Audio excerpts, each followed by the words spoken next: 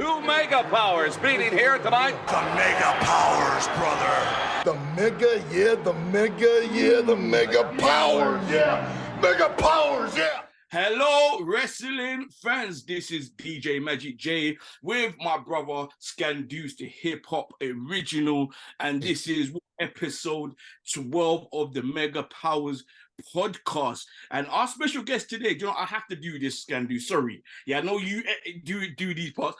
Our special guest today is a super special guest. Yeah, this guy is the legend when it comes to legends. You know what I mean? I knew him from, you know, watching him on Channel U back in the days. You know, long time ago. Man had hair back then. Hair. Yeah, when you had hair, I'm sort of receding somewhere. Coming up. You know what I'm saying? You know, with the Ill Out Show, then the BBC One X there with you know, Ace and Viz. You know what I mean? Salute, the makers of fucking radio. Oh, bro, I ain't heard that in a minute, boy. You know what I'm saying? You know what I mean? And the first black brother in the UK, yeah, to stand over 6 foot tall and to be a supporter of fucking wrestling as a black man. I appreciate that. First Thank you. black man, you did. And we welcome the one and only, you know, the guy who does the R&B show. That's why I'm wearing the late great Aaliyah. Big t-shirt. The One Xtra DJ Ace. My guys, man. I appreciate you guys having me, man. This is fun. I love to talk wrestling with other blacks. That, man. But Ace, I mean, since you're on the Mega Powers show, bro, you have to come in with the Mega Powers handshake, man. Okay.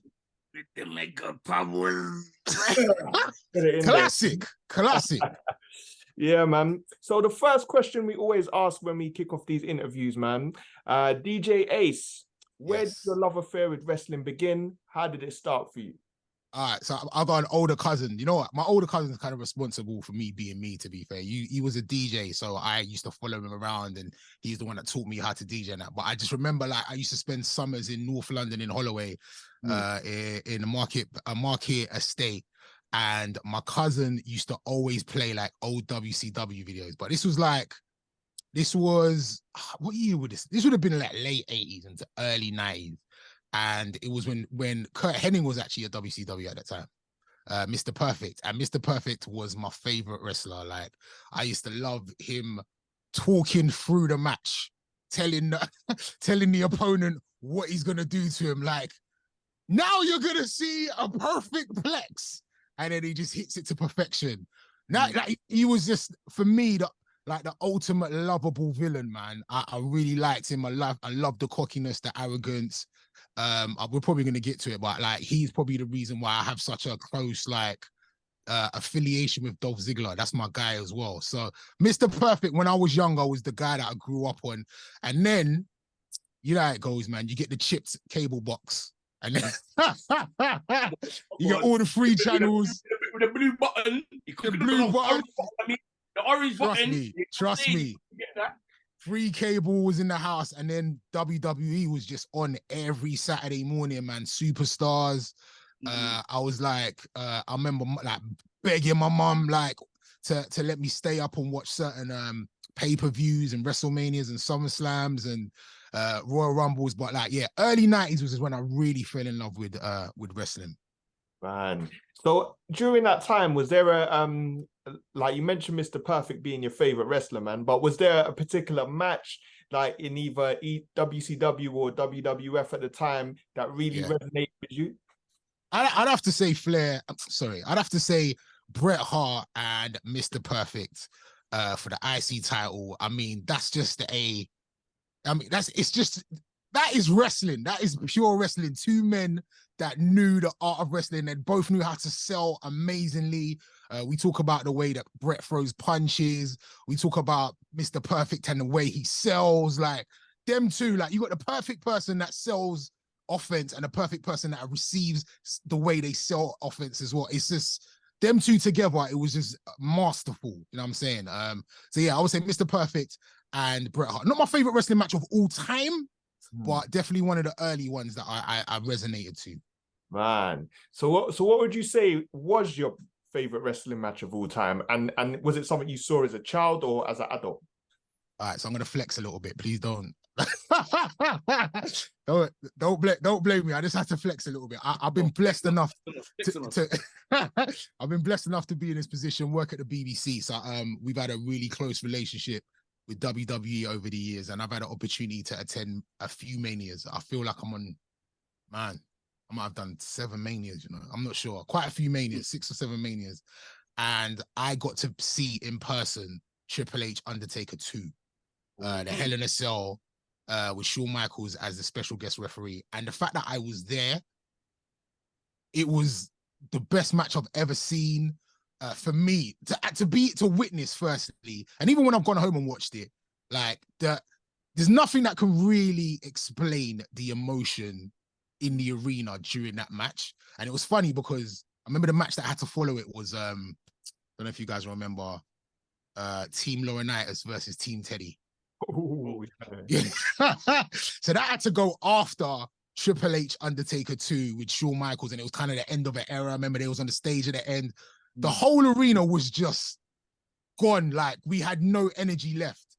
So for them man to have to try and follow that was heartbreaking. But what that match for me, like we saw Undertaker kick out of a super kick and a pedigree. It was for me that my favorite match of all time. I think mostly because I was there, but just the storytelling was insane. They absolutely smashed it. Man, and do you think that that Lesnar should have ended the streak or not?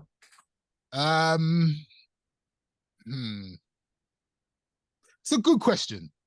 Well, I kind of understand it today. At the time, I was upset about it, and I think, you know what, even looking back, I think there's argument to say that Reigns should have broken the streak. I think Lesnar makes sense. I wouldn't be mad with either of those, to be fair. I don't think I was shocked. But yeah, I mean, it's fine. Lesnar deserves it. But I feel like for the storyline and continuation, it would have been great if Reigns, in the position he's in today, to be able to also say, I broke the streak, would have just been that extra thing that he could say, you know what I'm saying? And it would have been perfect for the character he's got now, to be able to have that on top of that, you know what I'm saying? It kind of didn't really do much for Lesnar. Really, like he was still just steamrolling everybody. But I think like in hindsight, Reigns would have been the perfect person to end that streak. Right. Okay.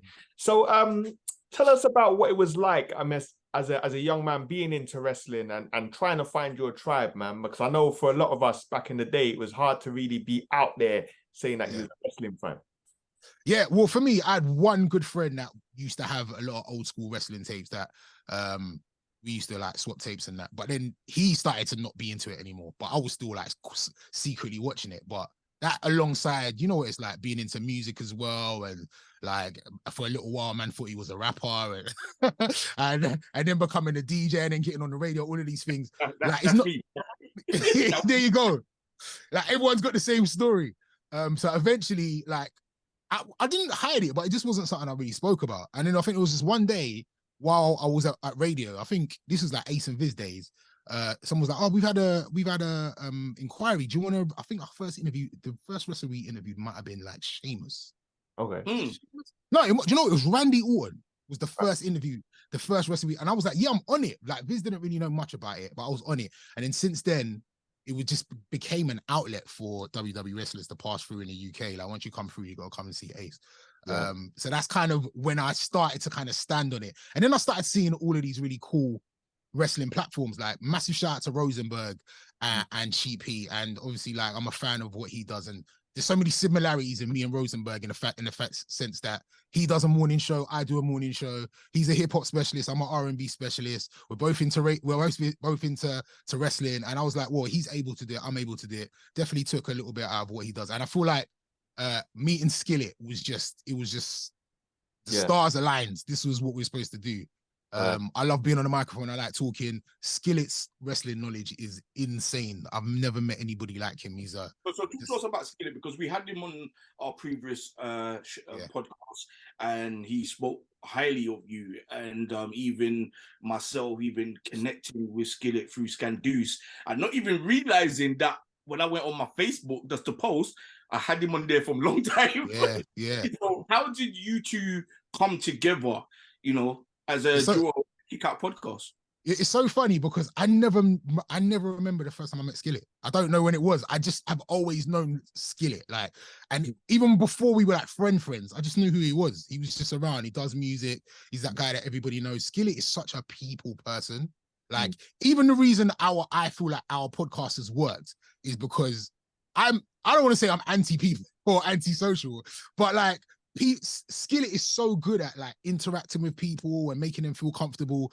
We just got that perfect yin and yang. But I feel like when we first kind of connected on wrestling, I think we both knew that we liked wrestling. So every now and then we might see each other in a party and be like, "Oh, did you see what happened last week with this person?" Or, you know what I mean?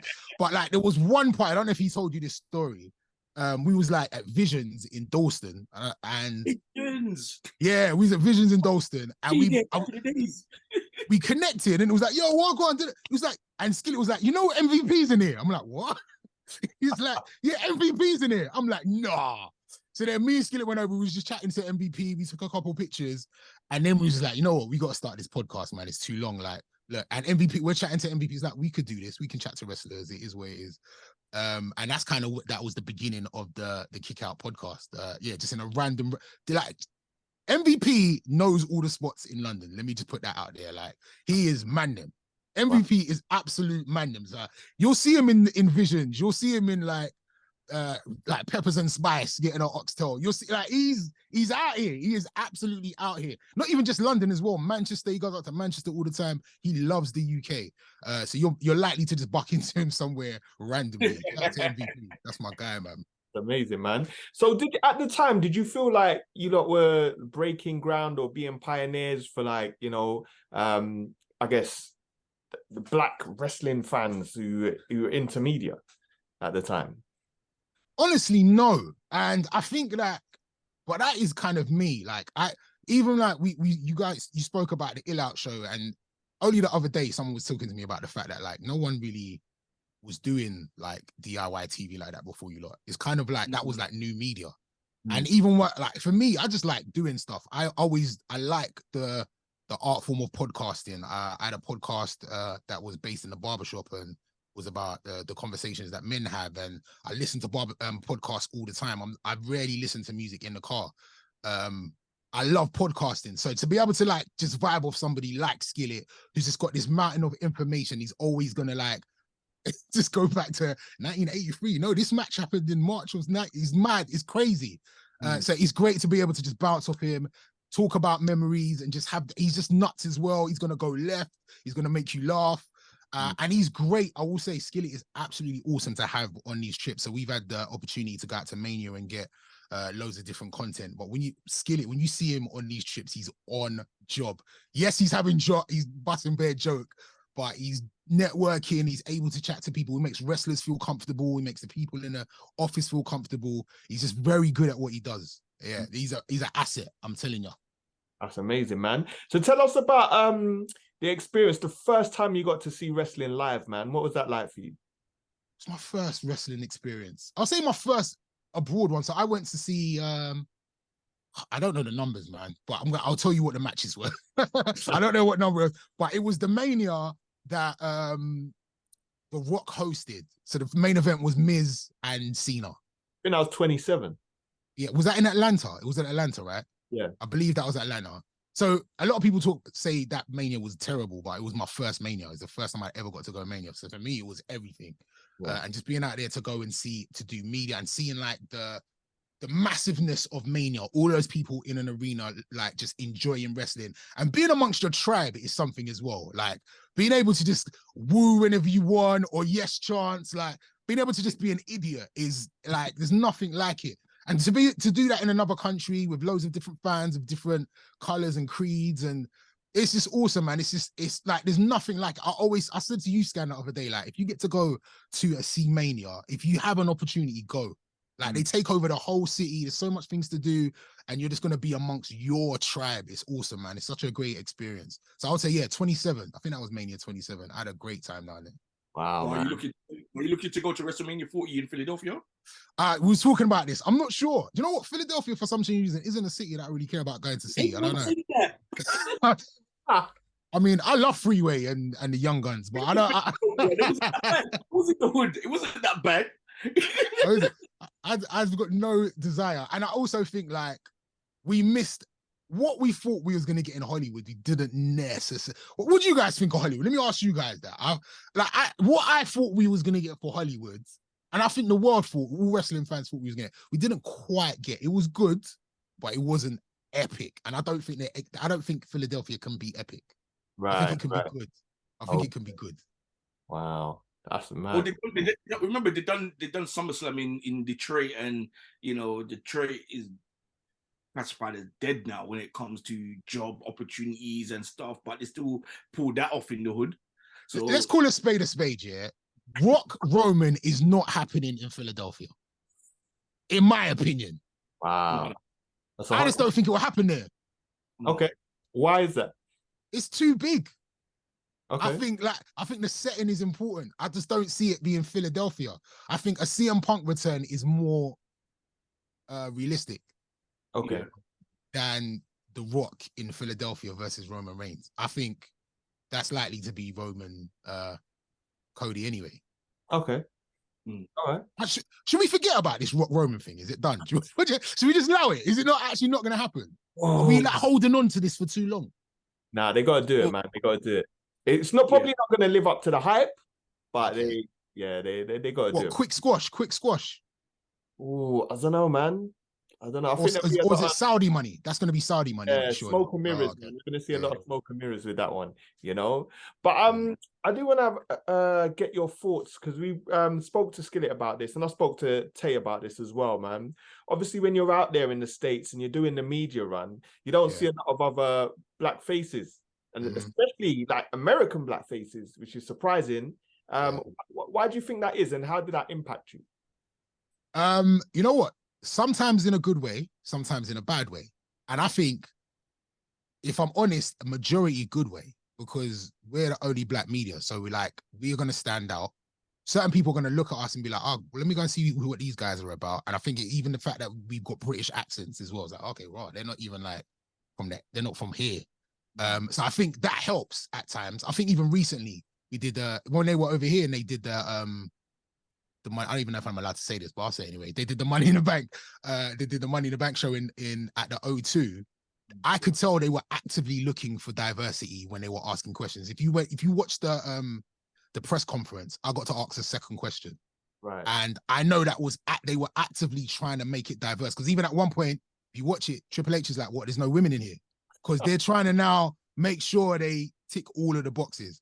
Yeah. So in that regard, yeah, it's great, and I think all of us, if you're into black media or you're in black entertainment, you'll know that at the moment they are trying to make sure everything comes in. We don't know how long this is going to last. Rest in peace, George Floyd. A lot happened off the back of that, and we're being seen a lot more. But there have been times when we've been overlooked, I think, because of black media. And I don't do media in a shirt or in trousers or in shoes or in a tie.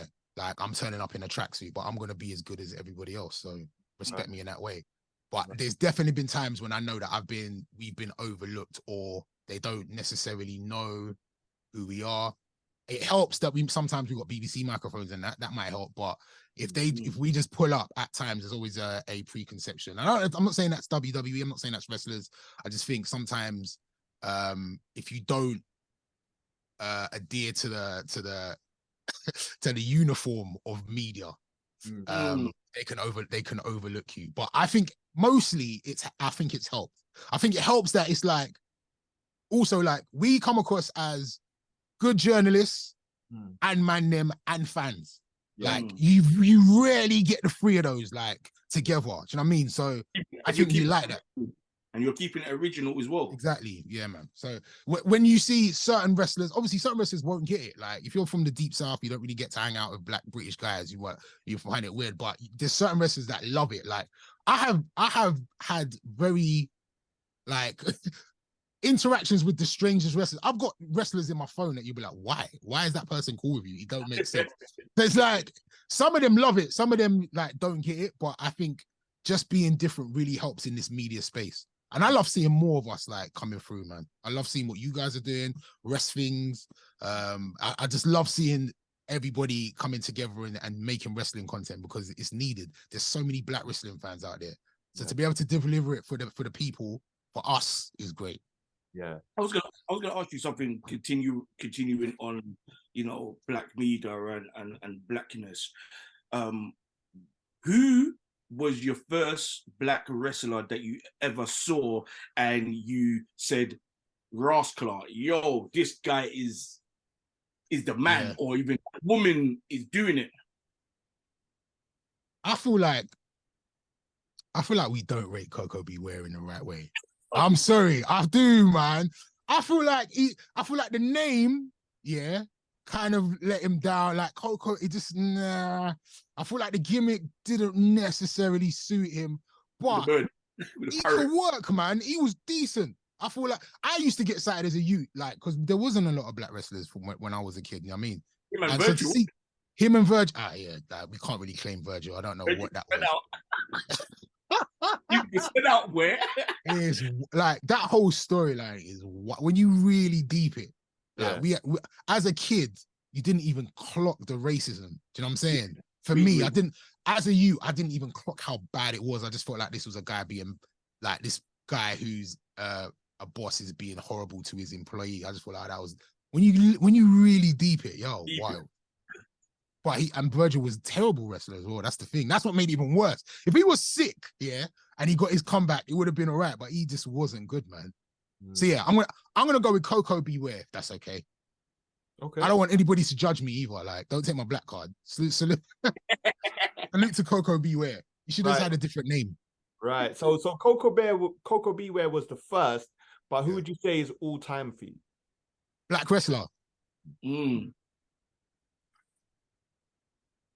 know what? I mean, without being obvious and saying names like The Rock, Michael Booker. Okay. Like, Booker's given me so many amazing moments, like funny moments, like on the mic, in matches, like able to switch the voice, even on commentary. I think he's sick today.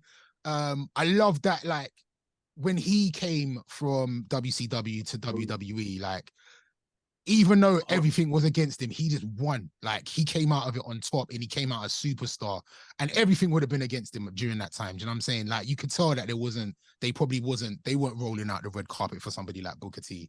But for him to have their moments with Steve Austin and the Alliance, and then King Booker, and obviously all the stuff he did in WCW, I think Booker T needs more flowers. Like, just throw all the flowers on him, man. Salute to Booker.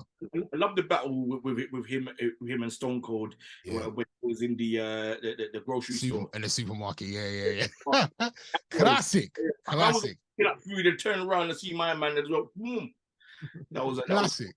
Absolute classic. And that did so much for both of them. Like, even like that's something that Austin would have needed as well. But for Booker to come to another company and, do you know what I mean, and just kill it like that straight away off the back, like.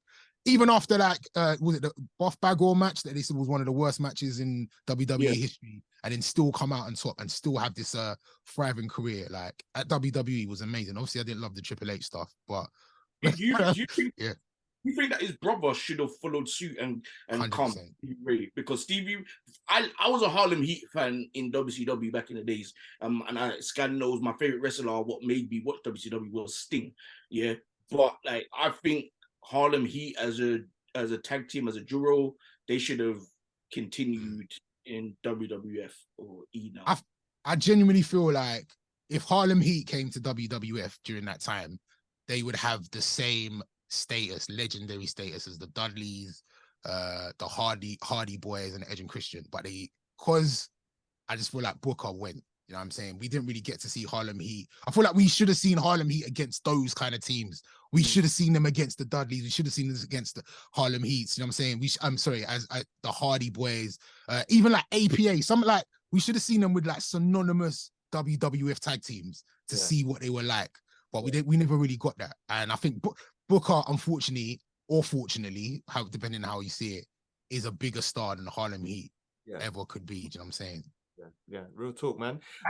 So I want to get into the interviews, man. I mean, you're very fortunate enough to interview obviously wrestlers at Mania, but also have a lot of wrestlers come to the BBC One Extra studios whenever they're in town.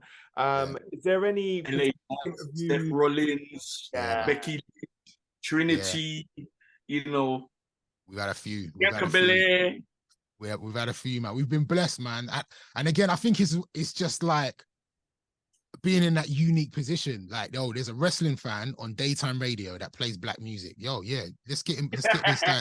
It's like there's who else is gonna do it? They're not gonna sit with Greg James on Radio 1 or Ricky. Like, I'm here and I know the product. And I can talk to you about what happened. I could talk to Becky Lynch about being a mom, or I could talk to Seth Rollins about the swag. I could talk to, do you know what I mean? Like, there's so many things that I can do that no one else can. So I've just been blessed and fortunate enough to have a mid-morning show as well, like being there in the middle of the morning and wrestlers are coming through. It's perfect, man. It's absolutely perfect. And yeah, I've sat with so many, like, yeah, just even now, just thinking about it, all the way back to having Ace and Viz did Stone Cold Steve Austin, like, back then we didn't really have videos, so we didn't film it back then. But like going back, we had Lashley back in the day. Like we've had wrestlers that are no longer part of the company. Like, we had Enzo Amore. I had Enzo Amore. That was one of my favorite interviews as well. Enzo gave me all the sauce as well. Like, gave me the big intro, everything. I got the baddest drop that I could never play anymore. It's like so like everyone from like Zack Ryder came through. Like I remember Zack Ryder came through, and it was. So Monday Night Raw had happened, and it was the Monday Night Raw when Kane pushed him off the stage in the wheelchair. So, off the wheelchair with the wheelchair. And I believe he come to the UK the next day, and he was kayfabing it. He had the cane, like he was proper guy for it. Like he was just like, I caught him a couple times just walking normally, but he was really like he was living the gimmick. So like I really did appreciate that as well. One thing about interviews as well that I always find interesting. I'd never know whether to interview them as the character or the person. I just go.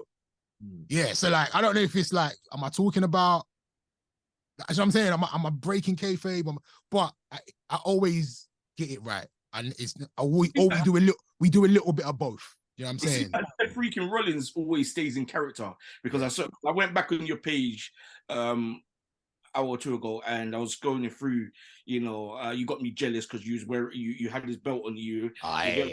Yes. He was respect the team. He gave you a good introduction. So how was it holding that belt? Was that belt really heavy or very heavy? Yeah. You know what? See, I'm gonna keep flexing. I've had an opportunity to interview a couple champions. Yeah. So Sheamus brought through the spinning belt. Ooh, okay. Booker brought through the big gold belt and the crown, actually. Okay. He had the crown as well.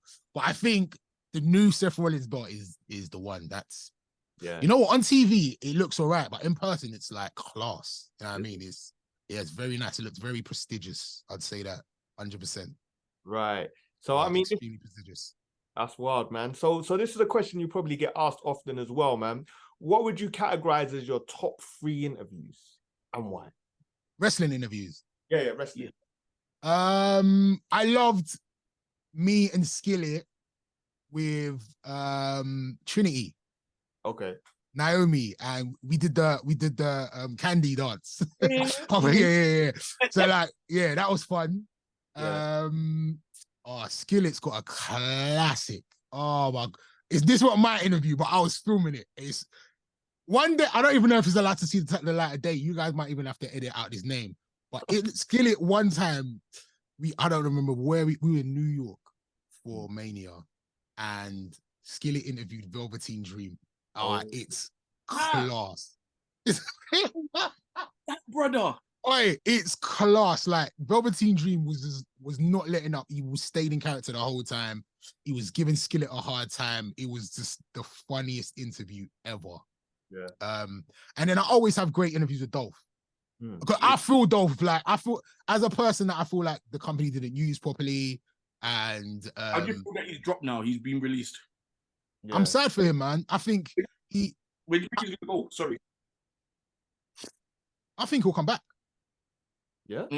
I'd love a short run in AEW, like not a year, maybe like 3, 4, 6 months in and out. I'd like to see him do something of it. We have some dream matches we could see Dolph Ziggler in AEW, but I think he deserves to be at WWE and he deserves more. And I've been saying this for years. So I know he's probably too late now. They're not going to put the belt on him. But for me, he's one of the best talents, the best sellers, the best workers. His timing was never his thing, man. I was there. Sorry, I'm going to keep flexing.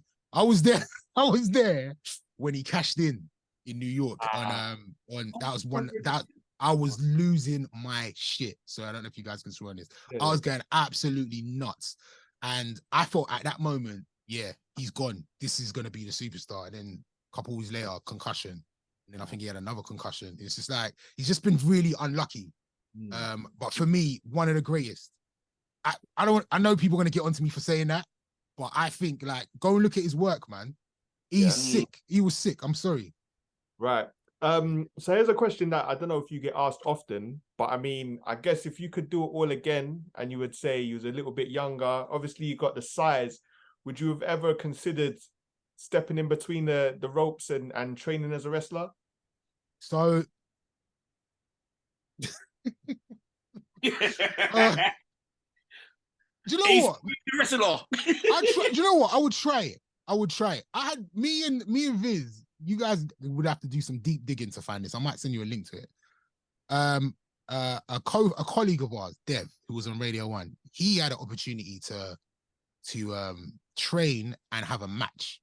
This is crazy, actually. Let me tell you a quick story. So Dev had this opportunity to have a match. He used to do early morning breakfast. And you know, like at the early morning hours, there's like random people listening. So there was a wrestler, British UK wrestler called Cowboy Dan. Salute to him. And he was like an independent wrestler. I don't know if he's still active today, but him and Dev were having this back and forth while Dev was doing the show. Like Dev's laughing at him because he's a wrestler. He's kind of doing like work shoots on Dev. It's just funny. So he challenges Dev to a wrestling match. Yeah, this is a Radio 1 presenter. Challenges Dev. I'm mad jealous. I'm like, yo, I want to do it. I've wanted to do this my entire life. Dev's getting us to do it. So Dev's like, look, we're gonna bring you. You can be my manager. So you can be the mouthpiece. So I'm like, okay, cool. At least I'm part of it. So we went up there to Newcastle. Yeah, El Generico was on the lineup. We was in the back. We was backstage with El Generico, aka Sami Zayn. Crazy. And then they have this match, and Dev comes out, and my role is to hit the guy that Dev's fighting with a chair. It's all I've ever wanted to do in life. I'm gonna send you the link. That's all I've ever wanted to do is hit somebody with a chair. So yeah, I had this opportunity to do that. We get in the stage, hit the guy with the chair. I go down. I sold it like you guys will be so proud of me, man. Like Dolph Ziggler style selling. He beat us up. Then someone comes in for the save. But yeah, I actually had an opportunity to be part of an actual wrestling match. I didn't take a bump, unfortunately. But you know what we're gonna do? I'm connected to a wrestling school in Walthamstow, right, East London, right. I found it through what's her name again? It's part of AEW's Scandu's. I forgot her name. Sponderosa. Yes, I found it through Sponderosa's YouTube channel when they came over here in the summer, right? So we've been invited to go up there one of the Wednesday evenings. So if you want to, you could come down with us. Oh, is there a Paul Heyman school of Mike, man? I can do that. I don't know about taking bumps I'm about 40 years old. I don't know. I don't know if man could be taking bumps at this age. Salute to Ric Flair. I know you just had a match the other day. I don't know if I could do that now, though. Yeah, so you Ace, you were saying you'd rather be a mic man. So would you ever consider like a commentary role, maybe, like behind the deck? I feel like that speech definitely is what keeps wrestling together, man. I feel like, especially mic men are so important. Like being able to be good on that microphone is almost as important as being able to be good in the ring today. Do you know what I'm saying? Like, some of my favorite moments recently have been like killer lines that I've heard. Like, oh my God, I can't believe they said that. Whereas, yeah, I mean, like at the moment, there's such a high level of wrestling, both companies, all companies, like everybody is great. You got to find other things to be like, yo, that was sick. So yeah, I love what people are doing on the mic. I love the way, like, being able to hold a crowd in the palm of your hand, and obviously on commentary as well. I think that would be awesome for me, man. Wow, that's amazing, man. That's amazing. So let me just get your thoughts. Obviously, when you came in the game, it was just pre-Attitude Era when you first became a fan of wrestling. What is your thoughts on the current product, man. I mean, a lot of people say it's the golden age of wrestling. Are you a fan of what's happening right now? Yeah, I think it's hard to keep up. There's just too much wrestling. Like it's really like 8 shows a week. If you're looking at watching maybe even more if you're watching all of the brands. It's just a lot of wrestling to keep up with, but it's all very good. I think even when the product may lull a little bit, it won't be for long periods of time. You might get the bad 2 weeks, and then the week after that's going to be sick. Right. I'm really enjoying what I catch up with from that now. I might have to quickly skim through some of it, but I think at the moment it's in a really good place. There's a lot of forward thinking and long-term story building. You know what I'm saying? It's not just about the here and now. And no, you can tell when they're not scrambling. They're really thinking about it, which is I'm really enjoying. Man, I also love that there's competition. Like I think WWE being on its own for so long made it rubbish. I mean, like they're not having to compete with anybody just made them lazy. And I think at the moment for me, even me being on the radio, like I won't mention the other stations, but I want to win. I want to compete. I want to get more listeners than that person. So I think that makes you better. That makes you want to like take the odd jab and all that kind of stuff. I like that. So I think having a competitor, and I know people say that they're not like going toe to toe, but they are. Let's be honest. AEW and WWE going head to head is taking us back to the Monday Night Wars. You know what I mean? When you had to pick a side. I think the difference now is you don't have to pick a side. You can be fans of both. But back when I was growing up in school, you had to pick a side.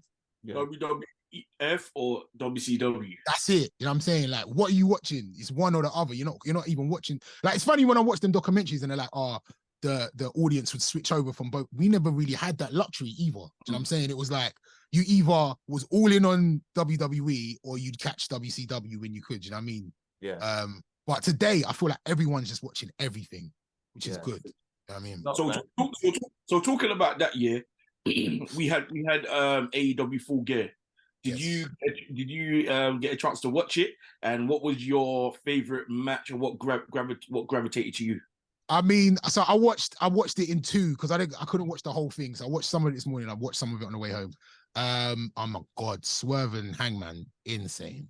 Like brutal and gruesome. And I don't necessarily always like that. But they sold a great story, and these two are and you know what? Quiet as kept, I've never been the biggest Hangman fan. I'll be very honest with you. I felt it was like overrated. Even when he was like he had the title, I was like, this guy really. And again, I'm a very, very casual AEW fan before anybody starts getting on to me. But Swerve, man, yo, I want this feud to continue. Let's have another 3 months of this. Like I'm really enjoying it.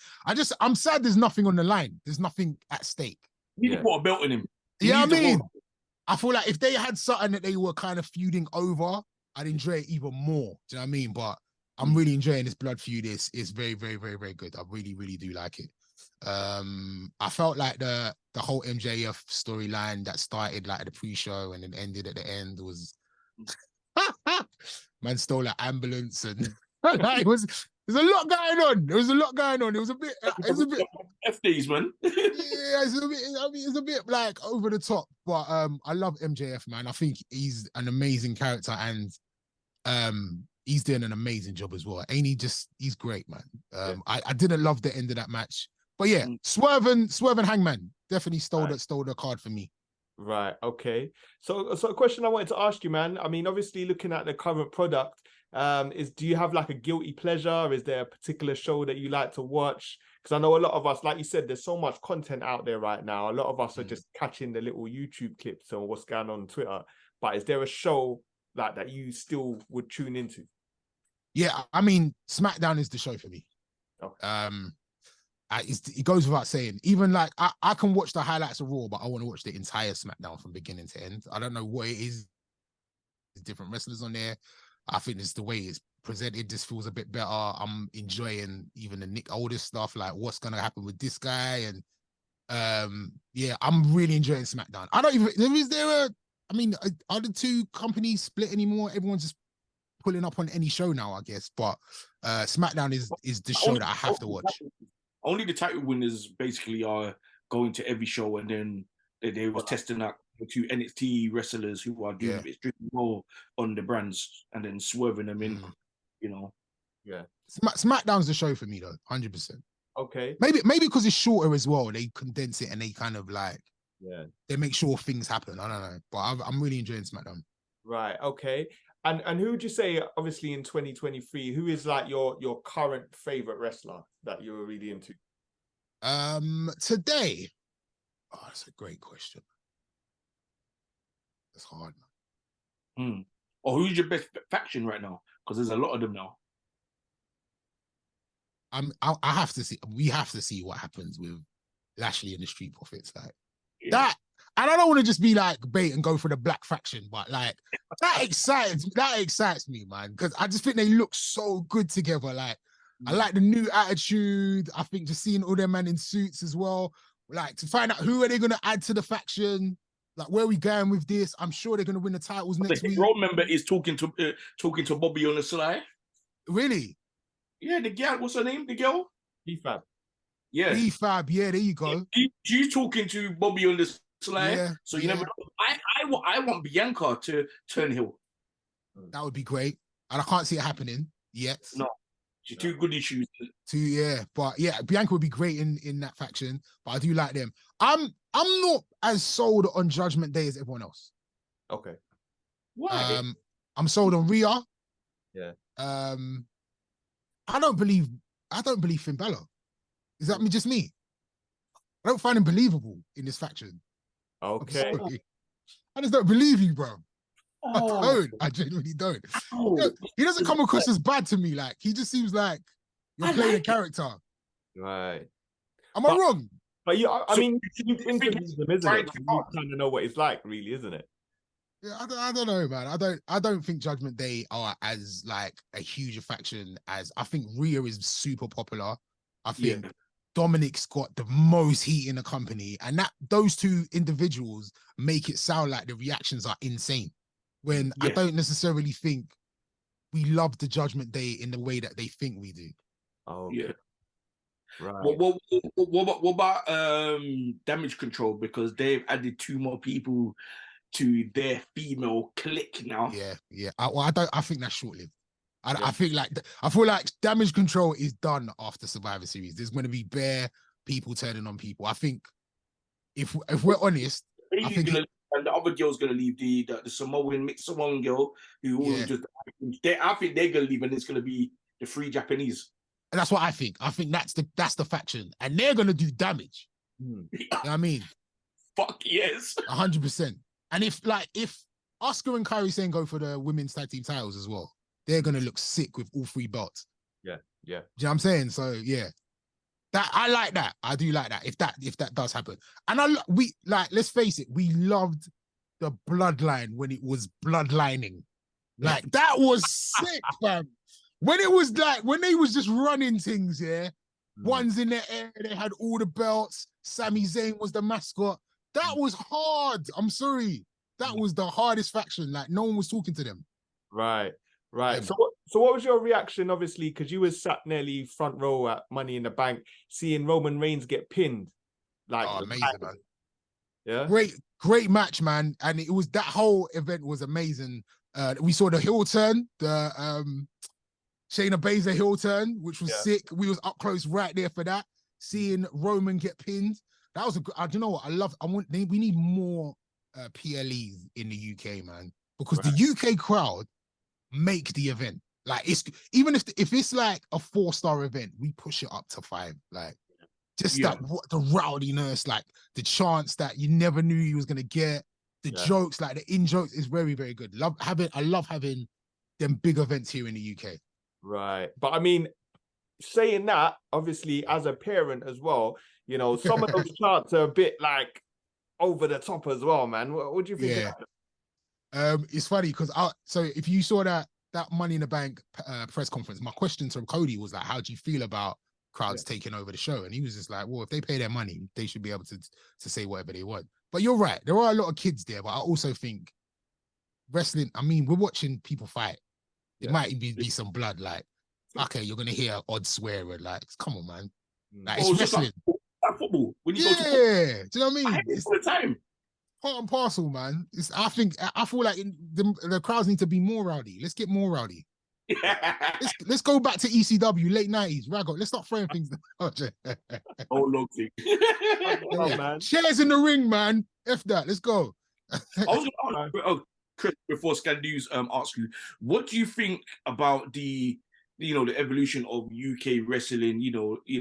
Like the hustle wrestling, the progresses and stuff like that. Because me and Scanners going to a couple of the events very soon, and I'm looking forward to being a part of the UK Wrestling Foundation. Yeah. Do you know what I love about the UK independent scene? And again, there's so much wrestling, I can't even follow all of it, but you see every now and then. What I love is that even though you guys are doing independent wrestling in the UK, the door to the big time is not closed. Like, we could see somebody in a hall with 150 people, even less, 70 people, and in a year and a half, they could be, walking out on the main roster. Like, there's such a respect for indie wrestling. Just because you're an independent wrestler doesn't mean that you don't deserve to be in front of those crowds. And I feel like we are in a time where we're seeing those wrestlers that have been doing the indie work getting the rewards for it, and even wrestlers that don't need to do the indie work want to go there and learn more and like be around and be in it. Do you know what I'm saying? I say, like, you get your credibility and your kudos from being in the indies and doing the smaller events. I mean, Ronda Rousey at ROH, she don't have to do that. Yeah, she doesn't have to. Like, she can come and do a WrestleMania match every year. She's Ronda Rousey. But she wants to have that, you know what I mean? She wants to be known for being able to like mix it up with the indie people. And I love that. So yeah, I think all of the UK, I think what I love about the UK wrestlers as well is like the UK wrestlers have got different swag. Like, you can recognize someone in various different UK wrestlers, like whether it was like someone you went to school with or an old teacher, like there's just a vibe that we have that they don't have. Yeah. But yeah, I love it. I want to see more of it, man. And I love to see UK wrestlers. Look at Will Ospreay. To me, I never really knew about him in the UK, but when he went to New Japan, and this kid from Essex, representing Essex and London, and look now, he's signed a contract with AEW. So 100%. So the future is definitely bright for British wrestling. But what I was going to ask you, one last question is: do you think that WWE should have scrapped NXT UK, because I think that was helping the whole surge of British wrestlers also? I thought like it was helping, but I just don't feel like they was doing what they could have done with it. I think I know the viewership wasn't great, and I felt like it was just it's weird for me to say, but I just felt like it was almost like too much just about wrestling. Like, and the story, there wasn't really a lot of stories. There wasn't really that hook to get people in. And I thought they are saying they're going to do NXT Europe, so hopefully that balances it out. But I did enjoy what I saw of NXT UK. I had an opportunity to go down there at some point. I was even part of one of the episodes. But it would be great for us to have that again, and for WWE to invest more into UK talent. I'd love to even just maybe they just like give some money to Progress or one of the companies that are out already. Do you know what I'm trying to say? Maybe make them. That's what they were trying to do. They were looking to buy Progress, but I don't want Progress to get sold to them. Okay, you want to keep it British. You want to keep it British. If they're gonna do exactly, Chav is also. If they're gonna do bring back like an NXT, UK or Europe, they should just do it as NXT Europe, because obviously UK Europe is right here. It's like a big thing, and do it properly. I think NXT Europe is definitely on the cards. Like, even the fact they're announcing all of these European shows, one in Berlin coming up next year, and then one in France next year as well, and then they'll obviously be back in the UK. It makes all the sense in the world to have a European like league or whatever it is. You know what I'm saying? We'll see, man. Hopefully, and obviously there's the talent, much talent. You know what I mean? But yeah. Right. Now, I mean, obviously the majority of the interviews you do are WWE wrestlers, but with AEW doing a huge all-in last year, and they're going to do it again this year, do you see yourself playing a bigger role in terms of media presence and interviewing more of their wrestlers next year? I'd like to. I'd like to open the door to that. like, and I haven't just been I haven't just been exclusive to WWE. Like, we had a few TNA wrestlers pass through as well. We had who from TNA came through? Like James Storm came through. It's funny because James Storm came through just as Bobby Roode went to NXT. And I know that James Storm had an opportunity to go to NXT, and I think he turned it down. So it was a bit techie to ask about that. And even when I interviewed Kurt Angle, he was at TNA at the time. Okay. And I thought there was another TNA wrestler. So yeah, I'm open to speaking to everyone. Right. So talk about TNA. What do you think about Impact Wrestling going back to the original brand of TNA? I'd never really understand branding, and you know what? As us as black people, we just call it stuff whatever we want to call it. Like whatever it's like. My mum still calls Starburst Opal Fruits. You know what I mean? So it's like we're just gonna call things what we want to call them. So I don't think it really matters what the name is. Are you giving good products at the moment? I don't know what the reason for that was. I don't know if it's going to help them or hinder them. Maybe they had more success with the previous name. I don't know. Well, the boss.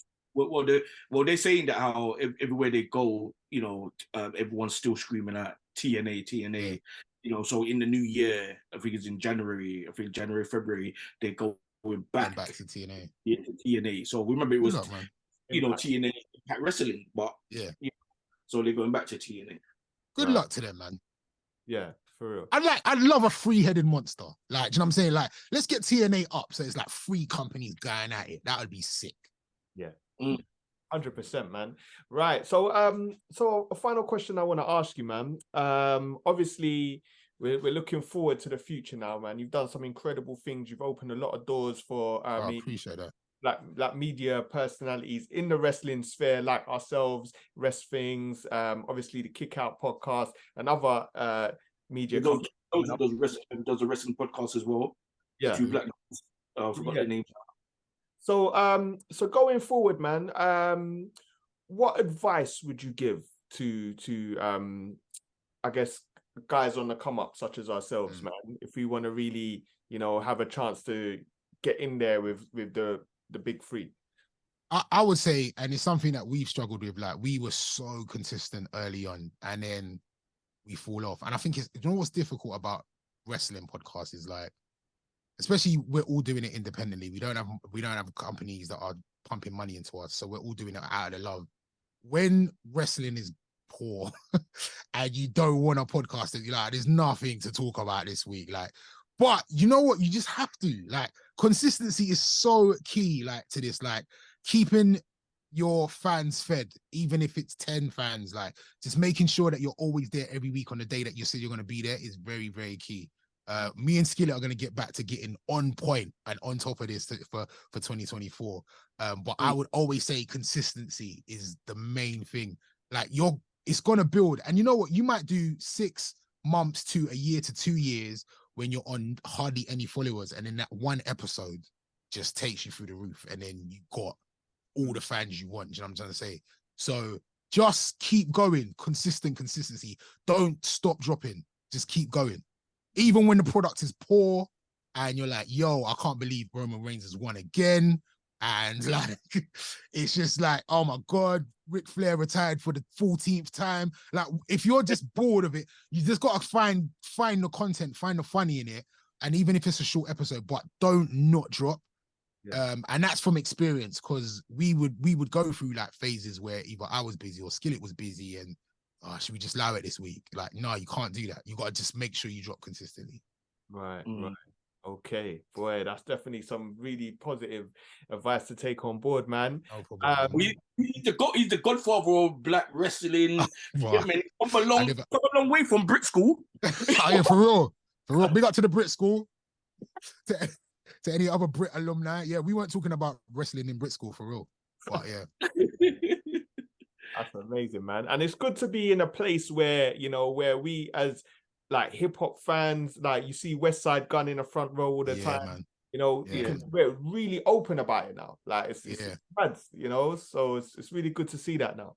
We went to Wale Mania, and just to be around hip hop wrestling fans is different. You know what I mean? Like, yeah, there's like, yes, like wrestling fans are our tribe, but to be around hip hop wrestling fans, that is a whole new niche that was an absolute pleasure to be around those guys as well. So Yeah, I love the mix between wrestling and hip hop at the moment. It's getting bigger as well. Yeah, man. So we'll be out there for WrestleMania 40, whooping that trick. You know, Try to get Philadelphia cheesesteak. amazing. Yeah, Bless up, man. Thanks for having me, man. This has been fun. Real talk, man. Ace, again, it's been definitely an honor and a privilege to have you on our platform, man. Want to thank you so much for taking time to kick it with us, man. And definitely always want to wish you the best going forward. And just for the viewers locked in right now, man, if they want to continue to follow you, obviously it's you're DJ Ace, but I mean, yes, follow me. More followers, please. At DJ Ace on Instagram and Twitter. Ace on TikTok. I'm not really using it at the moment, but you guys can follow me there if you want. And Kick Out Podcast, we'll be back like heavy next year. We're gonna go in, trust me. Wicked. And if they want to listen to you, yes, what else? See, stuff's happening at the moment, but yeah, at the moment I'm on Monday to Thursday at 10 a.m. and then the One Extra R&B show Saturday night from 11 o'clock. Wow. Yeah. Amazing, man. That could change, who knows? Amazing, man. But I just want to thank everybody that's locked in right now, man. Any questions, please leave it in the comment section. Obviously, follow us at the Mega Powers TV on all platforms.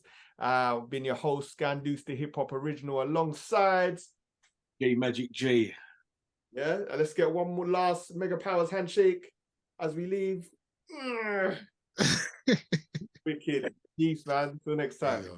Two Mega Powers meeting here tonight. The Mega Powers, brother. The mega, yeah, the mega, yeah, the mega powers, yeah. Mega powers.